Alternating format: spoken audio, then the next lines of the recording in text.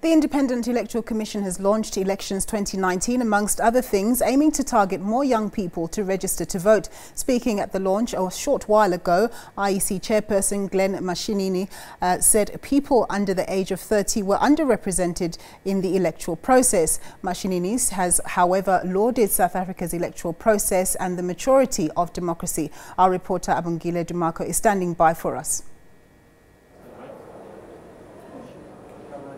Good afternoon to you. Yes, certainly the train is in motion now. The Independent Electoral Commission of South Africa has actually unveiled its logo. It's actually officially launched the election campaign, which will see 285 political parties vowing for that, attention from the millions of voters who will be taking to the more than 22,000 polling stations across the country to actually mark their, vote, choose the government and public representative that they think will serve them with diligence and make it a point that they deliver according to their manifesto. Some of the political parties having to launch their manifestos, having launched them last year already. So it's going to be quite high of activity building up to the, elections in May. We are yet, of course, to get the official date as to when the election is going to take place. And of course, Chief Electoral Officer, that is now CEO of the IEC in South Africa, Mabolo, explaining to us that a lot of things have been covered in as far as the logistics are concerned. They're actually ready to actually make it a point that they deliver the free, fair and credible elections to many South Africans. Shocking numbers, though, of those political parties that are to take place. More than 285 political parties registered with the IEC, expected to be on that ballot paper. Some more applications, he says, are being processed, about 37 of them. But without further ado, let's listen in to what he had to say about these political parties. The past year has also seen a burgeoning of registrations of new political parties. Since January 2018, the Electoral Commission has received 47 applications for registration, bringing the current number of nationally registered parties in South Africa to 285. Not only that, and the Electoral Commission is still in the process of processing a further 37 applications.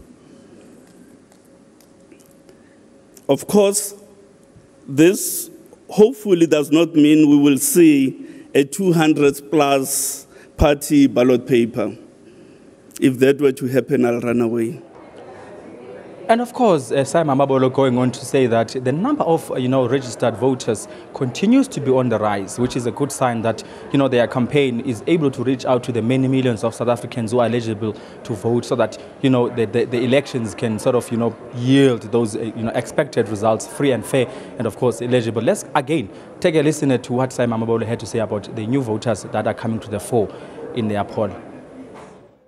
Over the past 18 months, we have also completed the redelimitation of voting districts to ensure that we further improve the accessibility to registration and voting opportunities for all South Africans, especially those who live in transient communities such as informal settlements.